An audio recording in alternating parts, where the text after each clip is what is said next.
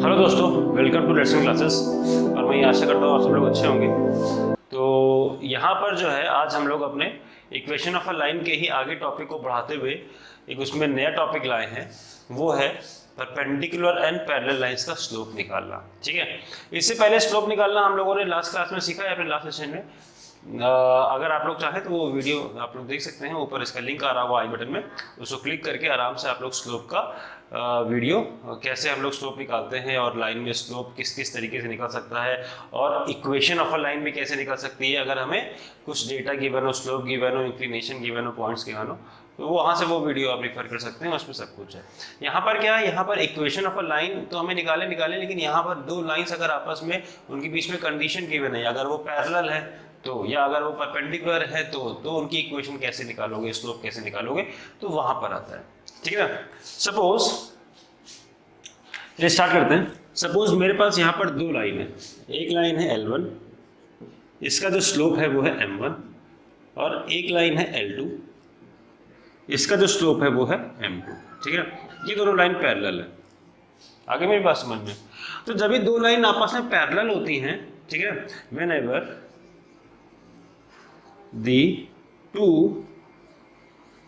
lines are parallel, उनका जो slope होता है वो बराबर होता है।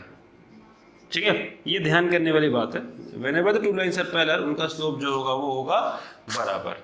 ठीक है, आगे बात समझ में। अब क्या है, अगर दो लाइन परपेंडिकुलर होती हैं, अगर दो लाइन परपेंडिकुलर है, जैसे कि एक लाइन ये हो गई L1 और एक लाइन ये हो गई L2, और परपेंडिकुलर मतलब उनके बीच का एंगल कितना है, 90 डिग्री। ठीक है ना। मैंने मान लिया इस लाइन का स्लोप है M1 और इस लाइन का स्लोप है M2। तब क्या होगा, तब क्या होता है, इन दोनों लाइन के प्रोडक्ट का स्लोप -1 के बराबर हो जाता है। ठीक है, इसकी प्रूविंग डिस्कस नहीं करेंगे, इसकी प्रूविंग हमारे पे है भी नहीं, आपके बुक में तो होगी, लेकिन वो 11-12 में हम लोग बात करेंगे उसमें। अभी केवल फॉर्मूला का एप्लीकेशन है कि कैसे आया। तो M1 into M2 equals to -1, इनके स्लोप का प्रोडक्ट आपका -1 के बराबर आता है। ठीक है ना। तो ये ध्यान रखना है कि अगर दो लाइन आपके पास पैरेलल है तो उनका स्लोप बराबर होगा, और अगर दो लाइन परपेंडिकुलर है तो उन दोनों लाइन के स्लोप का प्रोडक्ट -1 के बराबर आएगा। आइए इस पर बेस्ड हम लोग कुछ क्वेश्चंस करके देखते हैं। ठीक है, इनको सॉल्व करते हैं और थोड़ा सा अपने अंडरस्टैंडिंग और क्लियर करते हैं। क्वेश्चन पहला क्या कह रहा है, पहला सवाल कह रहा है कि if 2x - 3y + 5 = 0 and px + 6y + 7 = 0 are parallel lines, find the value of p। तो क्वेश्चन कह रहा है कि जो दो लाइन की इक्वेशन है वो लाइन पैरेलल है, तो उसमें से आप भाई मुझे p की वैल्यू निकाल के दिखाओ। ठीक है, तो मैंने ये पता है कि जब लाइन पैरेलल होती है तो उनका slope, when the lines are parallel their slope are equal, अभी हम लोग पहले पढ़ चुके हैं। ठीक है ना। तो पहली लाइन हमारे पास क्या है, पहली लाइन दे रखी हुई है 2x - 3y + 5 = 0, और इसमें स्लोप तो है नहीं, तो स्लोप कैसे निकालेंगे इस लाइन से। इस लाइन को सबसे पहले हम लोग कंपेयर करेंगे y = mx + c से। ठीक है ना, comparing with y = mx + c, क्योंकि ये जनरल फॉर्म होता है और x के साथ जो भी लगा होता है वो होता है स्लोप, x का कोफिशिएंट, और जो कांस्टेंट टर्म होता है वो y इंटरसेप्ट होता है। जब मैं इसको कंपेयर करूंगा तो y को उधर भेज दूं, बाकी सबको एक तरफ रखूं, तो ये हो जाएगा 2x + 5 = 3y, और थोड़ा सा इधर उधर कर दिया, 3y = 2x + 5 हो गया। y को खाली करने से यहाँ पर y के पास कोई कोफिशिएंट नहीं है, 1 है, तो इधर भी डिवाइड कर देते हैं, 2/3x + 5/3। तो ये जो y के साथ में लगा हुआ है भाई, ये है m। तो यहां से मेरे पास जो m1 निकल आया वो हो गया 2/3। ठीक है, अब क्या है, सेकंड इक्वेशन क्या गिवन है, सेकंड इक्वेशन गिवन है px + 6y + 7 = 0। इसको भी मैं इस फॉर्म में कंपेयर कर दूं, इसको भी मैं इस फॉर्म में कंपेयर कर दूंगा, तो मेरे पास m2 भी आ जाएगा, दूसरे लाइन का स्लोप। कंपेयर कर देते हैं, सबको उधर लेके चले जाते हैं, 6y + 7 = p 6y = px + 7 हो जाएगा, और y को हमें अलोन करना है, तो p/6x + 7/6। तो यहाँ से जो सॉरी जब लेके जाएंगे तो ये माइनस में हो जाएगा, ये माइनस में हो जाएगा, ये माइनस में हो जाएगा, ये माइनस और ये हो गया माइनस। ठीक है, तो यहाँ से मेरे पास जो m की वैल्यू निकल आई m2 की, स्लोप ऑफ सेकंड लाइन हो गया -p/6। अब लाइन का स्लोप जो था वो था बराबर, जब लाइन का स्लोप बराबर होगा तब लाइन क्या होंगी, पैरेलल होंगी, ये जब लाइन पैरेलल होगी स्लोप बराबर होगा तो हमें वही p की वैल्यू निकालनी, क्योंकि बोला हुआ क्वेश्चन में बराबर है as m1 equal to m2 because the lines are parallel. तो हम लोग के पास आ जाएगा 2/3 इज इक्वल्स टू -p/6। अभी 3 2 6 हो गया, p की वैल्यू मेरे पास यहाँ पर निकल के चली आई माइनस। ठीक है, तो ये था। आइए दूसरा क्वेश्चन देखते हैं। दूसरा क्वेश्चन सेम ही है बस, लेकिन उसमें क्या है, लाइन आपस में परपेंडिकुलर है और ये 2009 में आया हुआ सवाल है, हालांकि बहुत पहले आया था 13 साल पहले, लेकिन फिर भी एक ओवरव्यू मिल जाएगा इससे हमें कि किस तरह के किस टाइप के सवाल आते हैं। वही चीज़ है यहाँ पर, क्या है, यहाँ पर भी हमें p की वैल्यू निकालनी है, find the value of p अगर दो लाइन की जो इक्वेशन गिवन है वो आपस में परपेंडिकुलर है। ठीक है, तो पहली लाइन हमारे पास कौन सी है, पहली लाइन मेरे पास है 2x + 3y - 7 = 0। इसको भी y = mx + c फॉर्म में कंपेयर कर दो। जब y = mx + c फॉर्म में कंपेयर करोगे तो तुम्हें स्लोप मिल जाएगा। सबको उधर भेज देते हैं, 3y = 2x - 2x + 7 हो जाएगा, y = -2/3x + 7/3। तो यहाँ से जो m1 आ गया -2/3। ठीक है, अब हम लोग निकाल लेते हैं दूसरा वाला। सेकंड क्वेश्चन क्या कह रहा है, 4y - px - 12 सेकंड इक्वेशन। तो सही वही चीज़ है, 4y उधर रख दे, px + 12 हो जाएगा, y = p/4 x + 12/4 करेंगे तो 3 आ जाएगा। ठीक है, तो यहाँ से जो मेरे पास m2 निकल आया वो निकल आया p/4। अब लाइन क्या थी आपस में, लाइन आपस में परपेंडिकुलर थी ना, तो हम लोगों ने अभी पढ़ा था कि जब लाइन परपेंडिकुलर होती है तो उन दोनों का स्लोप जो होता है वो -1 के बराबर होता है। तो पहली लाइन है -2/3 का स्लोप इसका, और m2 है मेरे पास p/4। ठीक है, सॉल्व कर देते हैं, 2 2 4 हो जाएगा, 2 3 6 हो जाएगा, तो -p = -6 हो गया, माइनस कंप्लीट हो जाएगा, p की वैल्यू 6, यहाँ से आ गई p की वैल्यू 6। ठीक है, तो ये मेरे पास आ गया स्लोप का कंसेप्ट। और इससे हमने ये भी सीख लिया है कि अगर मेरे पास लाइन की इक्वेशन गिवन हो तो इससे हम लोग क्या निकाल सकते हैं, इससे हम लोग कंपेयर करके y = mx + c से आराम से स्लोप और y इंटरसेप्ट भी निकाला जा सकता है। ठीक है, तो आप चलिए आइए देखिए, हमारे पास और ये 2 सवाल है, इसको करते हैं। थोड़ा सा उनसे डिफिकल्टी लेवल थोड़ा सा ज़्यादा है, लेकिन सवालों का जो है वैरायटी है इसमें, आपको बहुत सारी चीज़ें जो है, बहुत सारे टॉपिक इसमें कवर हो जाएंगे। अब क्वेश्चन ये क्या कहना है कि the line this meets the x axis at point A, मतलब एक लाइन है जिसकी इक्वेशन है 4x - 3y + 12, वो एक्स एक्सिस पर ए पॉइंट पर मीट कर रही है और हमें ए के कोऑर्डिनेट्स निकालो। ये हम लोग अभी प्रीवियस वीडियो में, प्रीवियस सेशन में कर चुके हैं कि कोई भी लाइन अगर किसी पॉइंट से पास हो रही होती है तो वो पॉइंट उस लाइन की इक्वेशन को सेटिस्फाई कर देता है। एक बार इसको विजुअलाइज करते हैं, डायग्राम बना लेते हैं। ये एक्स एक्सिस है, मान लो ये वो लाइन है जो किसकी इक्वेशन गिवन है, इसकी इक्वेशन गिवन है 4x - 3y + 12 = 0। इस लाइन की इक्वेशन गिवन है और ये एक्स एक्सिस से पास हो रही है ए पॉइंट से, इस पॉइंट का नाम हो गया ए। तो हमें ए के कोऑर्डिनेट्स निकाल दो।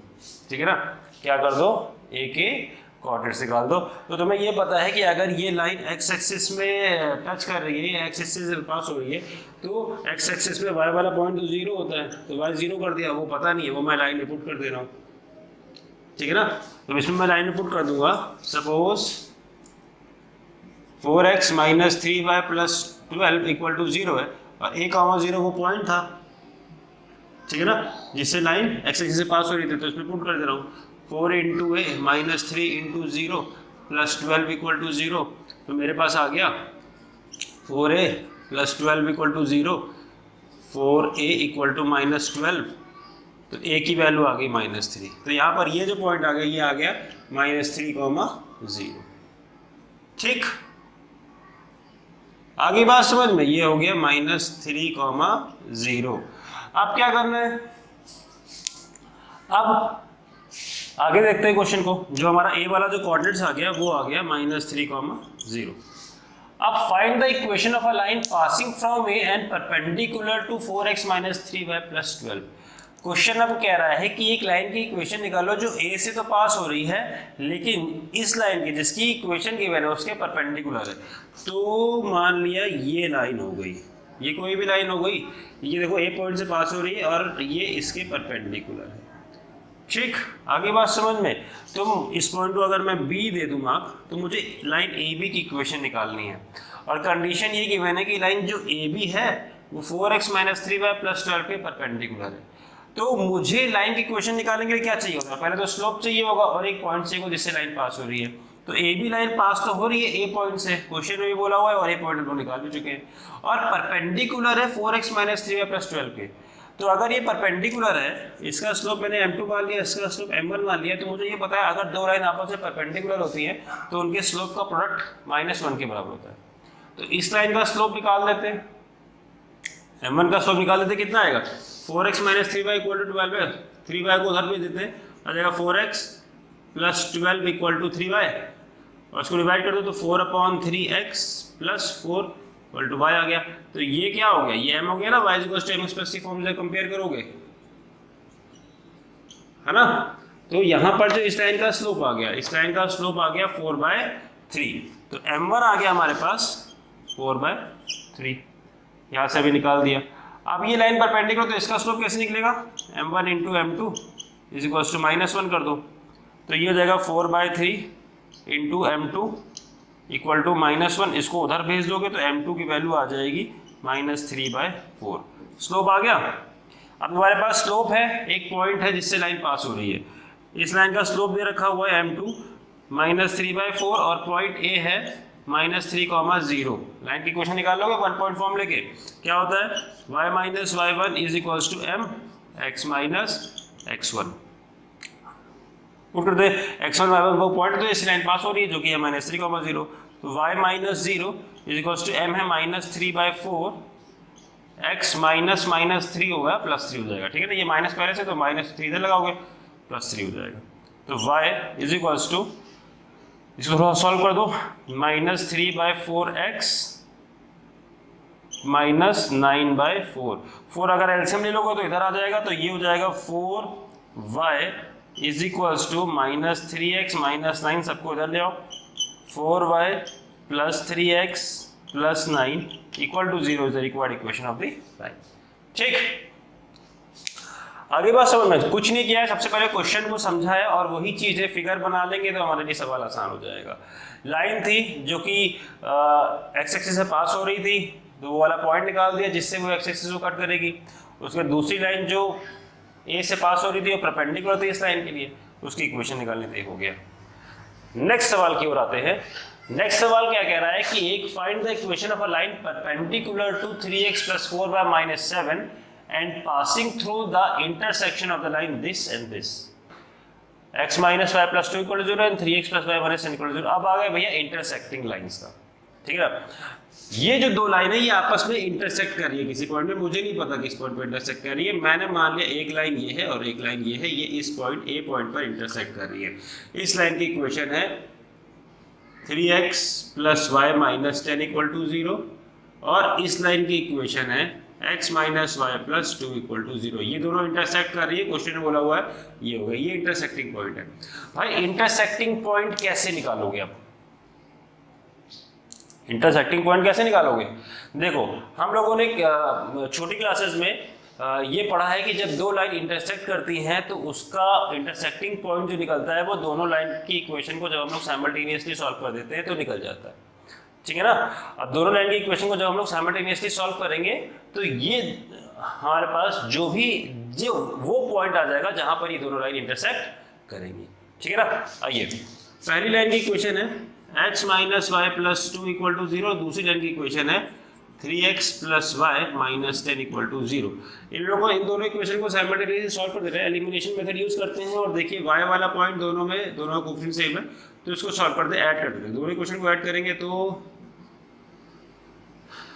ये आ जाएगा x + 3x 4x - y + y cut जाएगा +2 - 10 आ जाएगा -8 इक्वल टू 0। तो 4x इक्वल टू 8 आ जाएगा, x की वैल्यू आ जाएगी 2। यहाँ पर देखिए x वाला पॉइंट आ गया 2। अब दोनों में से किसी इक्वेशन में पुट कर दोगे तो तुम्हें y वाला पॉइंट मिल जाएगा, ठीक है ना। अब ये वाले इक्वेशन में पुट कर दे रहा हूँ x - y + 2 इक्वल टू 0। तो यहाँ पर मैं 2 पुट कर दे रहा हूँ, 2 - y + 2 इक्वल टू 0। तो ये y को उधर भेजे 2 + 2, तो y की वैल्यू आ गई 4। यहाँ पर y की वैल्यू आ गई कितनी, 4। तो ये जो इंटरसेक्टिंग पॉइंट है A के कोऑर्डिनेट्स मेरे पास निकल आए 2, ठीक है, क्लियर कोई बात। अब क्या है, अब कहानी क्या कह रहा है कि मुझे एक ऐसी लाइन की इक्वेशन निकालनी है, find the equation of a line which is perpendicular to, वो एक दूसरी लाइन है उसके परपेंडिकुलर है और इन दोनों पॉइंट के इंटरसेक्शन से पास हो रही है। मान लो सपोज कि ये वो लाइन है, ये जिसकी इक्वेशन, चलो इसको मैं दूसरे में से बता देता हूँ, ठीक है। मान लो सपोज कि ये वो लाइन है जिसकी इक्वेशन हमें निकालनी है, ये, ठीक है। अब ये ए पॉइंट से पास हो रही है, ए पॉइंट से पास हो रही है, और क्वेश्चन में बोला है कि परपेंडिकुलर है 3x + 4y - 7 के। तो 3x + 4y दोनों में से कोई लाइन नहीं, वो तीसरी लाइन है, तो मैंने मान लिया ये वो तीसरी लाइन है और इसके परपेंडिकुलर है, ये हो गया 3x + 4y - 7 के। तो क्या मैं लाइन की इक्वेशन निकाल सकता हूँ? हाँ भैया, मैं लाइन की इक्वेशन निकाल सकता हूँ। कैसे निकाल सकता हूँ? पहले तो मैं ये जो लाइन है इसको मैं नाम दे रहा हूँ PT, ये वाला पॉइंट हो गया PT हो गया। PT लाइन का स्लोप निकाल दूँ, क्योंकि PT लाइन्स में एक पॉइंट A है जिससे वो पास हो रहा है, उसकी इक्वेशन निकल जाएगी। PT लाइन का स्लोप निकाल सकता है बड़े आराम से, क्योंकि उसकी परपेंडिकुलर लाइन की इक्वेशन गिवन है जो कि है 3x + 4y - 7, ठीक है। अब इससे हम लोग क्या करेंगे, इसको y = mx + c फॉर्म में कंपेयर कर देंगे। जब इसको y = mx + c फॉर्म में कंपेयर कर रहे हैं तो 4y को उधर ही रहने दो, बाकी सबको उधर भेज दो। 4y = -3x + 7 हो जाएगा, y = -3/4x + 7/4। तो यहाँ से जो m1 आ गया वो इस लाइन का स्लोप हो गया, आ गया -3/4, ठीक है। इस लाइन का स्लोप मैंने m2 मान लिया। अब भाई m2 कैसे निकालोगे, दोनों लाइन आपस में परपेंडिकुलर है, तो m1 × m2 = -1 कर दो। जब यहाँ पर लगाओगे तो -3/4 × m2 = -1 कर दिया, तो सॉल्व करोगे तो m2 की वैल्यू तुम्हारे पास आ जाएगी 4/3। इस लाइन का स्लोप आ गया 4/3। अब देखो भाई, एक पॉइंट है जिससे लाइन पास हो रहा है, स्लोप है, लाइन की इक्वेशन नहीं निकाल सकते? हाँ जी भाई, बड़े आराम से निकाल सकते हैं। चलो अब निकाल देते हैं। कैसे निकाल देते हैं?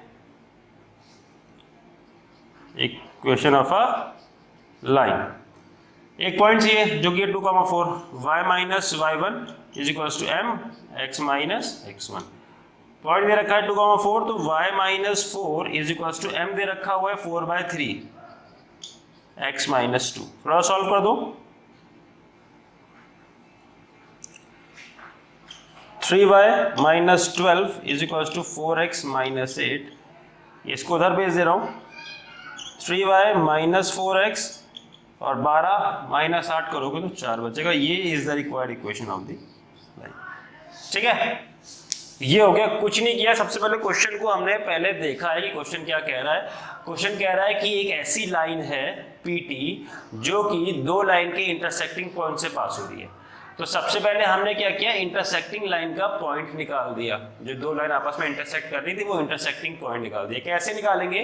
दोनों लाइन जो आपस में इंटरसेक्ट कर रही है उनकी इक्वेशन को साइमल्टेनियसली सॉल्व कर दो। साइमल्टेनियसली सॉल्व करने के लिए हमारे पास 3 मेथड है, सब्स्टिट्यूशन मेथड, एलिमिनेशन और क्रॉस मल्टीप्लिकेशन मेथड। लेकिन सब्स्टिट्यूशन मेथड से सबसे आसान जो मेथड होता है वो एलिमिनेशन मेथड होता है। वो यूज करके हमने क्या कर दिया, ये इंटरसेक्टिंग पॉइंट निकाल दिया।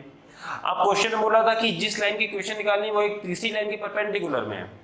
तो अगर परपेंडिकुलर तो पहले तीसरी लाइन का स्लोप निकालना पड़ेगा। तीसरी लाइन का स्लोप निकाल दिया और स्लोप और परपेंडिकुलर में जो रिलेशन होता है जब दो लाइन आपस में परपेंडिकुलर होती हैं तो m1 × m2 = -1 करके वो वाला स्लोप निकाल दिया हमने। चलिए देखिए, 2 क्वेश्चन मेरे पास और गिवन है, ठीक है ना, और इसको सॉल्व करते हैं। खासियत इन सवालों की ये है कि भाई ये आया है 2017 में और ये वाला सवाल आया है 2019 में। तो आइए देखते हैं, सॉल्व करते हैं, है ना। पहला सवाल जो हमारे पास लिखा हुआ है वो क्या लिखा हुआ है, a -1,3, b 4,2 and c 3,-2 are the vertices of triangle ABC. Find the centroid. तो हम लोगों ने सेंट्रॉइड का निकालने का सीखा हुआ है, कैसे निकालते हैं। पहले सबसे पहले इसका हम लोग बनाते डायग्राम। ये है ट्राइंगल ए बी और सी। ए वाला पॉइंट दे रखा हुआ है -1,3, बी वाला पॉइंट दे रखा हुआ है 4,2 और सी वाला पॉइंट दे रखा हुआ है 3,-2। ठीक है ना, ये है आपका ट्राइंगल एबीसी और हमें सेंट्रॉइड निकालना है। सेंट्रॉइड क्या होता है, सेंट्रॉइड आपका ऐसा पॉइंट होता है जहां पर मीडियंस मीट करती हैं ट्राइंगल की। क्या मीट करती हैं, मीडियंस। ठीक है, और वो ट्राइंगल को दो पार्ट में, दो रेशो में बढ़ता है 2:1, ये 2 और ये 1 हो जाएगा। ये पॉइंट जी होता है जहां मीडियन मीट करती हैं। और मीडियन क्या होती है, मीडियन वो लाइन होती है जो किसी वर्टेक्स से सामने वाली साइड पर गिरती है और उसको दो इक्वल पार्ट्स में बांट देती है। जैसे इस पे गिर रही है तो अगर मान लीजिए ये वाला पॉइंट मैंने डी मान लिया तो हमारा AD = BC हो जाएगा, और ये वाला पॉइंट मैंने E मान लिया तो BE = EC हो जाएगा। तो हमारी AE मीडियन कहलाएगी BC पर और BD मीडियन कहलाएगी AC पर। ठीक है, तो सबसे पहले क्या, सबसे पहले हमें निकालना है सेंट्रॉइड, मतलब G वाला पॉइंट। ये पॉइंट है G वाला। तो सेंट्रॉइड निकालने का हमारे पास फॉर्मूला होता है, G का X वाला पॉइंट निकालने का फॉर्मूला होता है x1 + x2 + x3/3।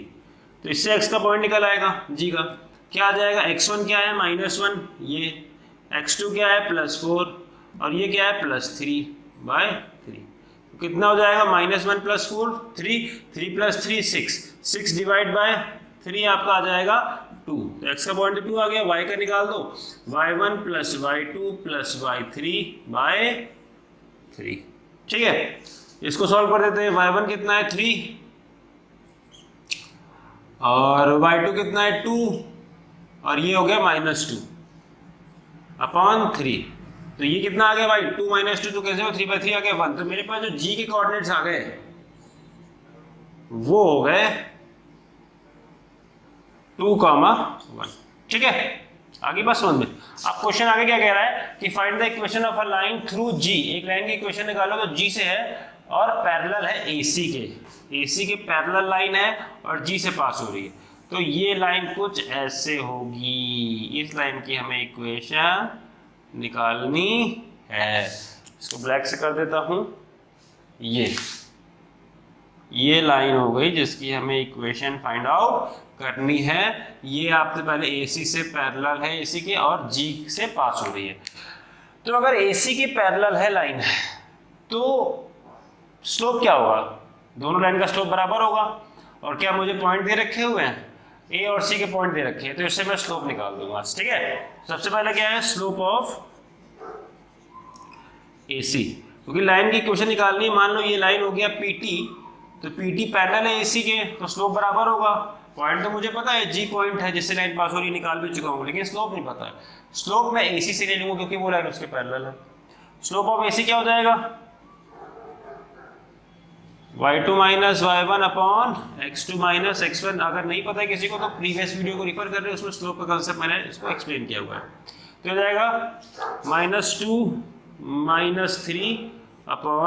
3/3 -1 तो 3 + 1 हो जाएगा। ठीक है, तो यहां पर आ गया -5/4। ठीक, अब ये -5/4 हो गया 3 + 1। तो यहां पर क्या है, as lines are parallel therefore m1 will be equals to m2। अगर इसका स्लोप मैंने मान लिया है m2, ठीक है, और इसका स्लोप m1, तो स्लोप भी मिल गया है इसका और G वाला पॉइंट भी मिल गया। तो लाइन की इक्वेशन निकाल सकते नहीं निकाल सकते, y - y1 is equals to m x - x1। ठीक है, तो भाई y कितना है, y तो -y1 G वाला point 1 is equals to m है -5/4 x - x1 जो कि है 2। ठीक, अब प्लेस कर दो, इसको मल्टीप्लाई कर दो। 4y - 4 is equals to -5x + 10। 5x को ले जा रहे हैं, 4y + 5x हो जाएगा इज इक्वल्स टू 14 आ गया। ये आपकी लाइन की इक्वेशन हो गई। ठीक है, तो यहां से आ गई हमारी इक्वेशन। 2017 में सवाल था, देखिए ऐसे करना, बस थोड़ा सा फंडा पता होगा तो सवाल हो जाएगा। आइए बढ़ते हैं अपने नेक्स्ट सवाल की तरफ।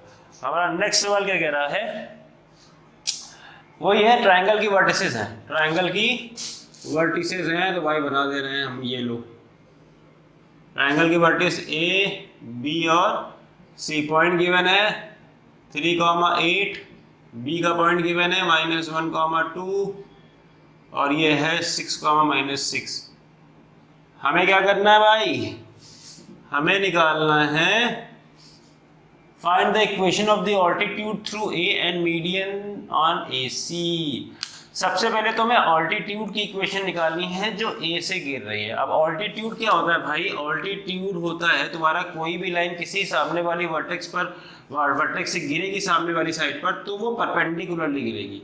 ऑल्टीट्यूड का मतलब होता है परपेंडिकुलरली गिरना। क्या मतलब होता है, परपेंडिकुलरली फॉल होना, या एक परपेंडिकुलर लाइन कह सकते हो उसको।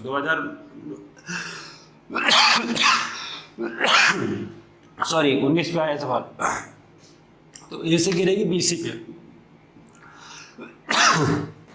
परपेंडिकुलरली, तो ये हो गया, ठीक है। मान लीजिए ये वाला पॉइंट डी है, तो क्या हम लोग एडी की इक्वेशन निकाल सकते हैं? निकाल सकते हैं भाई, क्यों? क्योंकि एडी जो लाइन है ना वो परपेंडिकुलर है बीसी के, तो अगर परपेंडिकुलर है तो स्लोप तो मिल जाएगा, प्रोडक्ट ऑफ द स्लोप -1 से m1 × m2 = -1 करेंगे तो आ जाएगा इसका लाइन का स्लोप, और ये ए से पास हो रही है तो लाइन की इक्वेशन आ जाएगी। और निकाल देते हैं, तो सबसे पहले निकालेंगे स्लोप ऑफ BD। BD का जब तुम स्लोप निकालोगे तो वही y2 - y1 upon x2 - x1 कर दो, कितना आएगा -6 - 2 अपॉन 6 -+1,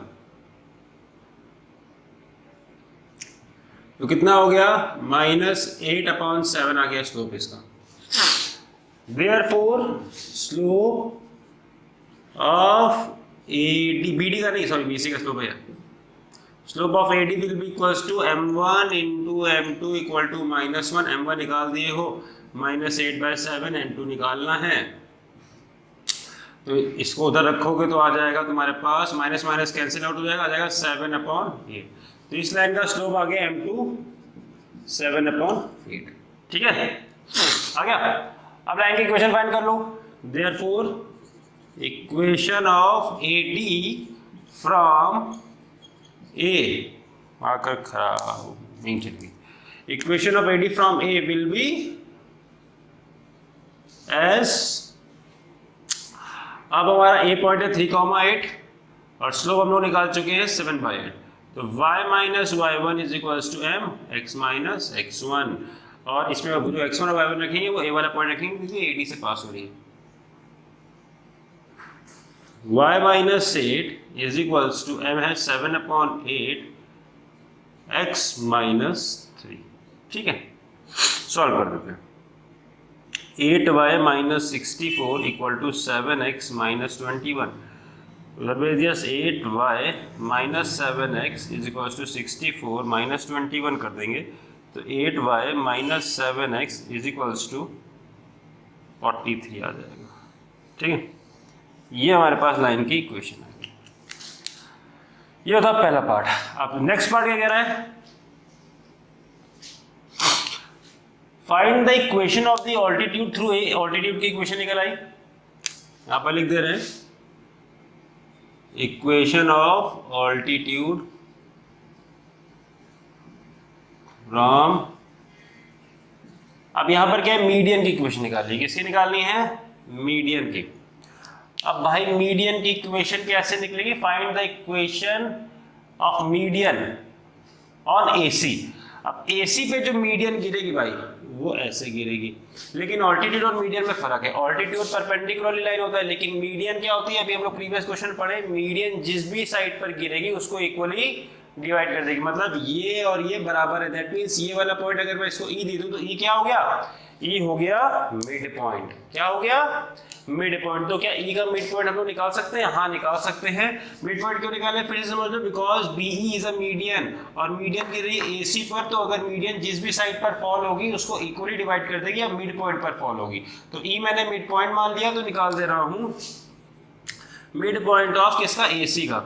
AC का मिड पॉइंट कैसे निकलेगा, x1 plus x2 by 2, x1 plus x2 by 2 जो कि हो जाएगा 3 प्लस 6 बाई 2, 3 प्लस 6 होगा 9, 9 बाई 2 कर दिया, और y1 plus y2 by 2, 8 plus minus 6 तो माइनस 6 ही आएगा, तो माइनस 6 8 माइनस 6 करो कितना आएगा 2, और 2 बाई 2 आएगा 1, तो मेरे पास आ गया 1 आ गया, क्या आ गया, तो यहाँ पर ये वाला पॉइंट हो गया 9 बाई 2 कॉमा 1, ठीक है। आगे बात समझ में। अब क्या है, आपके पास मिड पॉइंट है, आपके पास B और E के दोनों पॉइंट आ गए, तो B और E के दोनों पॉइंट से सबसे पहले क्या करोगे, स्लोप निकाल दोगे, इसका स्लोप आ जाएगा, और जब इसका स्लोप आ गया तो कोई भी दोनों में से एक पॉइंट लेके इस लाइन की इक्वेशन निकाल देंगे, हम लोग आराम से आ जाएगा, ठीक है। ये अपने आप से ट्राई करिएगा, नहीं चलिए मैं कर देता हूँ। सबसे पहले स्लोप निकाल दे, स्लोप ऑफ BE आ जाएगा y2 minus y1, 1 minus 2 upon x2 minus x1, 9 by 2 minus minus 1 plus 1 हो जाएगा, ये हो जाएगा 1 माइनस 2 माइनस 1 अपॉन 11 बाई 2, ये 2 चला जाएगा ऊपर, आपके पास आ जाएगा माइनस 2 बाई 11। ये आ गया आपका स्लोप, स्लोप आ गया, तो कोई भी एक पॉइंट में ये वाला पॉइंट ले लेना, बाकी इक्वेशन निकाल दे रहा हूँ, y minus y1 is equals to m x minus x1, y minus b वाला पॉइंट यूज करेंगे, माइनस 1 को बांटोगे, और ये वाला पॉइंट यूज करेंगे, थोड़ा सा लेंथी हो जाएगा कि फ्रैक्शन में, तो इसलिए b वाला पॉइंट यूज कर रहे हैं। तो y minus 2 is equals to m कितना है, minus 2 by 11 x plus 1। Solve कर दीजिए, 11y minus 22 is equals to minus 2x minus 2, इसको उधर ले आ रहे हैं 11y प्लस 2x, और 2 उधर चला गया तो 20 आ गया, इसका 22 उधर चला गया, ये आ गई इक्वेशन। तो यहाँ पर मेरे पास दो सवाल है, मैंने पहले भी बताया है, कोऑर्डिनेट ज्योमेट्री में आप फिगर बना लो, आपको सबसे ज़्यादा आसान हो जाएगी सवाल सॉल्व करने में। जितना ज़्यादा फिगर बनाओगे उतना ज़्यादा आसानी से सवाल सॉल्व हो जाएगा, बस आपको देखना है कि क्वेश्चन क्या बोला हुआ है। ऑल्टीट्यूड बोला हुआ है तो इसका मतलब क्या है, लाइन किसी वर्टेक्स से सामने वाली साइड पर परपेंडिकुलरली फॉलो हो रही है। मीडियन बोला हुआ है तो इसका मतलब क्या है, लाइन किसी वर्टेक्स से सामने वाली साइड पर उसके मिड पॉइंट पर फॉलो हो रही है, ठीक है ना। दोनों में डिफरेंस है, ये चीज समझ लीजिएगा, ऑल्टीट्यूड और मीडियन में। ऑल्टीट्यूड क्या होता है, altitude is a perpendicular line following from a vertex on the opposite side, ठीक है ना। मीडियन क्या है, median is a line which is following on the mid point of any side of a triangle, ठीक है ना, from the opposite vertex. ये ध्यान रखिएगा ऑल्टीट्यूड और मीडियन का डिफरेंस, ठीक है। इन दोनों सवाल को नोट कर लीजिए, दोनों ही बोर्ड्स में आए हुए सवाल है, दोनों ही वैरायटीज के सवाल है, ठीक है।